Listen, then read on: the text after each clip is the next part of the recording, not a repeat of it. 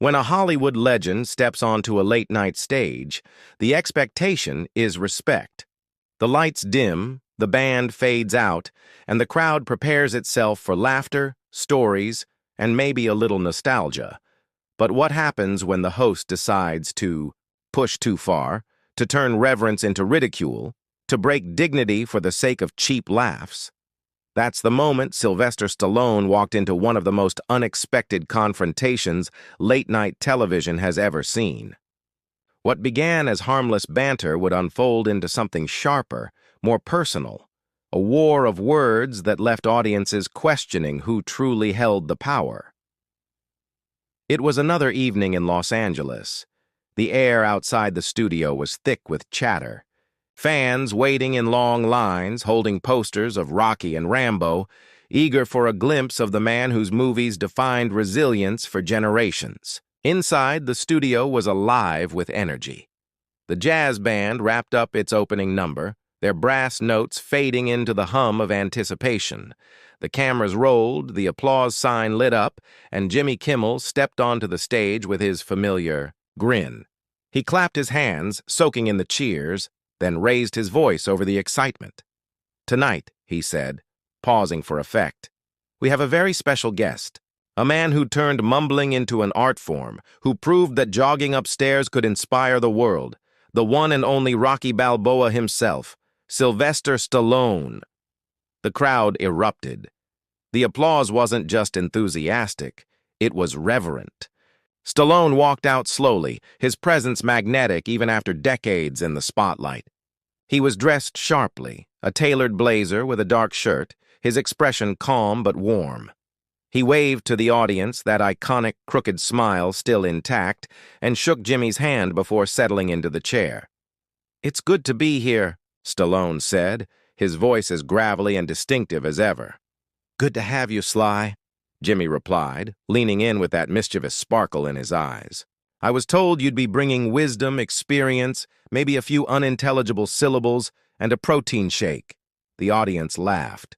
Stallone chuckled too, but his eyes narrowed just a fraction.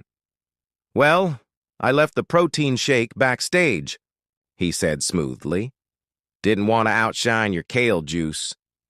The crowd cracked up. Jimmy smirked, pleased at the quick comeback.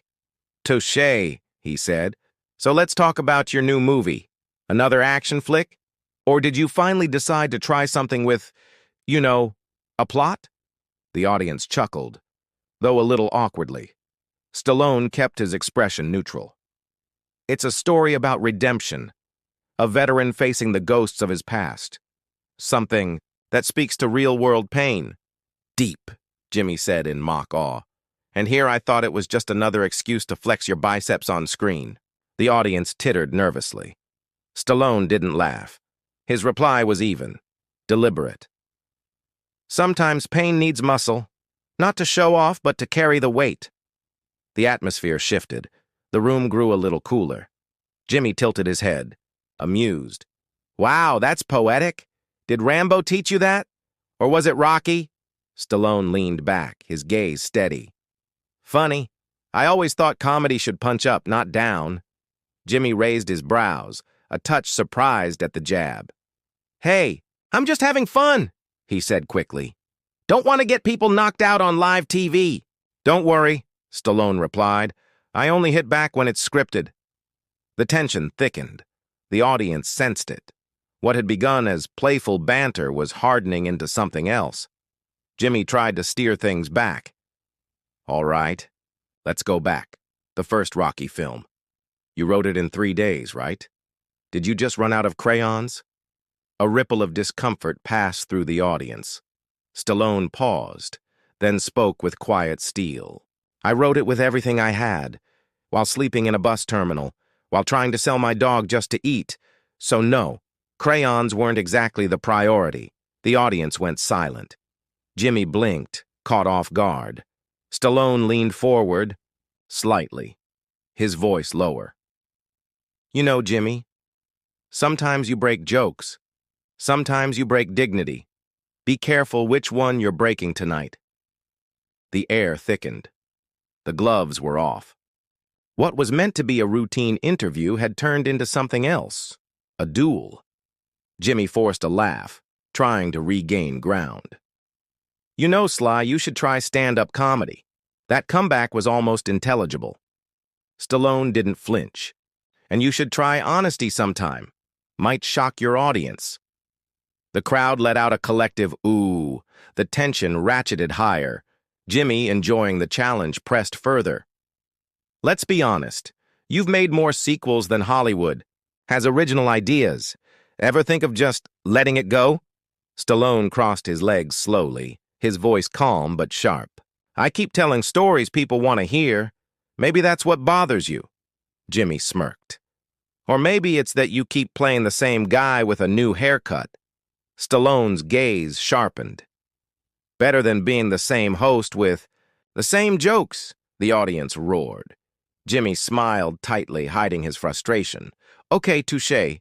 But seriously, isn't there a part of you that worries people only see you as a punchline?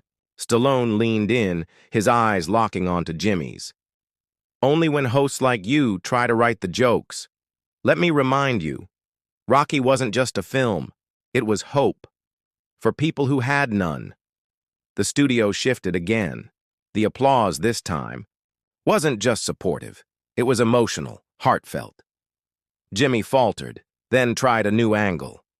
But you're a millionaire now, right? Don't you think it's a little rich to talk about struggle?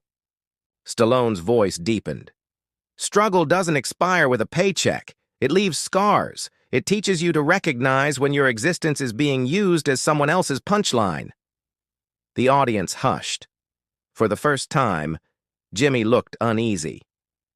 You think I'm using you? Stallone didn't blink. You tell me. A beat of silence. Jimmy laughed awkwardly, turning back to the crowd. Well, folks, I didn't realize we booked a philosophy professor tonight. Stallone smiled faintly. Funny? I thought we booked a host. The crowd exploded. Cheers. Applause. Whistles. Jimmy clenched his jaw, realizing the momentum was slipping. He tried again. All right, Sly. Let's talk critics. Some say your career now is just nostalgia, that without the past, you don't have much of a present. Stallone's expression cooled. Critics talk. Legends work. I don't need to remember the past. I built it. The room erupted again, the applause swelling like a wave. Jimmy leaned forward, his voice pushing. Come on, can't you take a joke?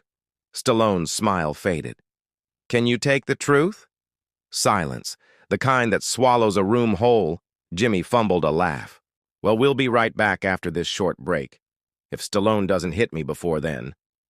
But everyone watching knew this wasn't a break. This was a line in the sand. The commercials rolled. When they returned, Jimmy forced a grin, trying to reset the stage. We're back with the one and only Sylvester Stallone. The man, the myth, what is it now? 70-something-year-old action figure? The crowd chuckled, but the tone had shifted. Stallone let the laughter pass, then spoke calmly. Better to be carved in stone than made of plastic. The crowd erupted again, louder, stronger. A divide was clear now. The audience wasn't laughing at Stallone. They were standing with him. Jimmy pushed back. I've got to admit, your fans are loyal, almost aggressively so. They think you're still that scrappy underdog from Philly. I am, Stallone said simply. I just wear better shoes now, Jimmy scoffed. But come on, haven't we outgrown the underdog thing? Isn't it time to hang up the gloves? Stallone's gaze hardened. Would you tell a soldier to hang up his boots because the war makes you uncomfortable? The audience gasped. Jimmy forced a smirk. I don't think making Rocky IX qualifies as war. It does, Stallone said evenly. When you're fighting cynicism, apathy, the belief that people like me can't still inspire. The applause that followed was thunderous. Stallone's voice carried a weight that filled the studio. Jimmy, scrambling, tried another jab. So what you're saying is it's not ego, it's mission? No, Stallone replied. It's responsibility. To remind people you don't stop because the world tells you to. You stop when you decide you're done. The words landed like punches. Jimmy leaned back, trying to hide his frustration. Sounds like a guy trying to sell box office tickets. Stallone's eyes narrowed. You keep trying to turn this into a punchline. Maybe because deep down, you're afraid someone might take me seriously. The audience erupted. Jimmy laughed nervously, but his confidence was slipping. You know, what scares me, Sly? That people actually think your on-screen persona is who you are. That Rocky is real. Stallone leaned forward slowly. Rocky is real. Not just because I wrote him, but because millions of people saw themselves in him.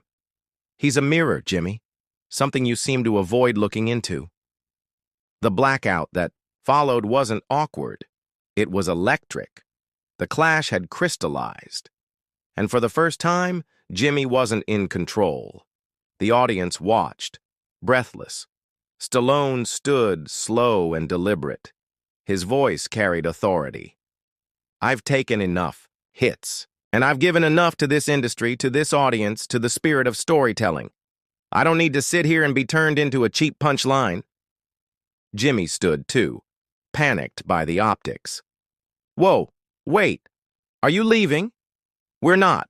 Done! Stallone turned to the audience. But I am. For a moment, the room was silent. Then applause erupted, loud, unshakable, supportive. The crowd wasn't clapping for Jimmy's jokes anymore. They were clapping for Stallone's dignity. Jimmy tried to brush it off. Don't worry, folks. Next week we'll have someone with a sense of humor. Stallone paused at the edge of the stage. He turned back, his voice calm but cutting. Next week, try having someone with a soul. The applause grew deafening. Stallone walked off, his back straight, his presence undeniable. As he passed crew, members backstage, several clapped, others nodded. A young intern whispered, "Thank you." Within minutes, Twitter exploded. Hashtags like Respect Stallone and Kimmel Clash trended worldwide. Clips of the moment spread across social media. Memes popped up with Stallone's defiant stare captioned, "Strength isn't loud, it's dignified." Pundits replayed the footage endlessly. Commentators debated who crossed the line. But to millions of viewers, it was simple. Stallone had walked off not in anger, but in dignity. He had reminded the world that resilience isn't just a role. It's a way of life. What started as a late-night appearance had turned into a cultural moment. A confrontation that wasn't about ego, but about values. Stallone didn't storm out. He stood tall, walked out, and etched himself into history one more time. And as the applause still echoed in the minds of those who witnessed it, one question remained. Who was right? Who went too far? Was it just comedy, or was it disrespect? The world debated. But one truth was clear. Sylvester Stallone didn't just survive the moment. He defined it. And the audience, both in the studio and across the globe, knew they had witnessed something real.